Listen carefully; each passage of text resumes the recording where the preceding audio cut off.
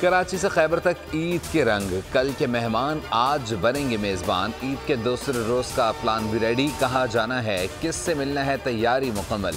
शादीशुदा हजरात का ससुराल डे आज, ख़वातीन अपने मैके जाएंगी, वालिदैन के साथ दिन गुजारेंगी। नाना और नानी को नवासे और नवासियों का इंतज़ार। ईद उल फितर का पहला दिन भी गुजरा फुल ऑफ मौज मस्ती, दावतें, मुलाकातें और महफिलें। ईद का मज़ा बढ़ाने के लिए शहरी केक, पेस्ट्री और दीगर मीठी सौगात लेने बेकरी पहुंच गए। तरह तरह के खानों से सजा दस्तरखान, कोरमा, बिरयानी, कढ़ाई और मटन से हुई तवाज़ो। रात को बारबेक्यू के साथ दोस्तों की महफिलें जम गईं।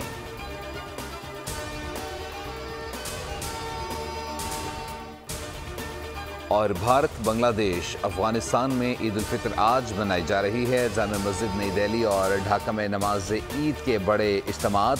सऊदी अरब समेत खलीजी ममालिक में भी ईद उल फितर का दूसरा रोज़ मस्जिदुल हराम और मस्जिद नबवी में नमाज ईद के बड़े इज्तिमात। फिलिपाइन, मलेशिया और ऑस्ट्रेलिया में भी ईद। बरतानिया समेत यूरोपीय ममालिक, अमरीका और कनाडा के मुसलमान भी ईद पर सरशार।